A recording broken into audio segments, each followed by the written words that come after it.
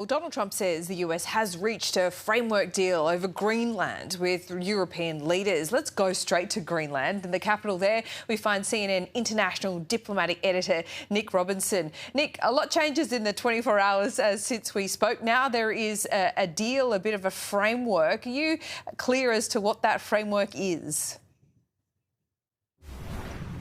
We're not, and I don't think people here are in nuking Greenland either. They are concerned and worried about the details. I think they are hopeful because we had President Trump a few hours ago saying he was taking military action off the table. And when asked about sovereignty, because a few hours ago he was still saying that he wanted complete sovereignty over all of Greenland, he appears to be now talking about this in terms of a deal, which was something earlier on he said that he wouldn't be accepting. A deal wasn't going to be enough. He said you wouldn't secure a deal. But now he says this is an unlimited deal, that it would last for infinity is what he's saying. But to your point, we don't have the details yet about that.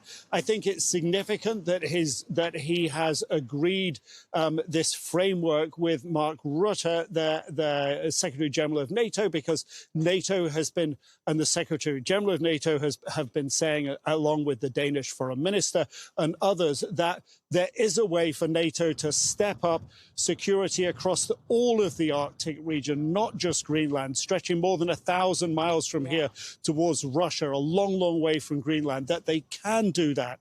So that seems to be the landing point that they've got to at the moment. Yeah, it does seem like it. It still seems, might not be immediately, but Trump has his eye on Greenland. He's not going to take his eye off that. So it's longer term. He's kind of dialed back that aggression in the short term. What are people there saying to you about these developments? They're saying, look, what President Trump had on offer here in terms of the 1951 US-Denmark agreement over Greenland was very clearly, as many troops as you want, as many bases as you want, rights and ability to access rare earths and minerals. So they're saying all that was on the table before. If President Trump is claiming that he's getting that now and he's making that look like he's got a win, then I think the view from here is, unless and when they see the details, but they're essentially saying, look, if he's going to claim that as a win and move on, then let him have that win, leave us alone. We're not going to become American.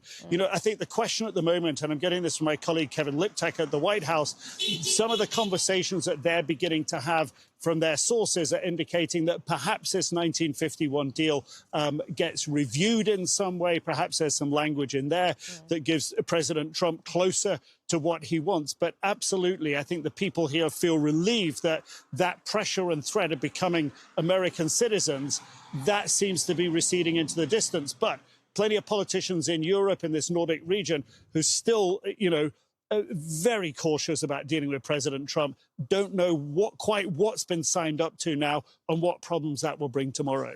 Nick, good to talk to you as always. Thank you.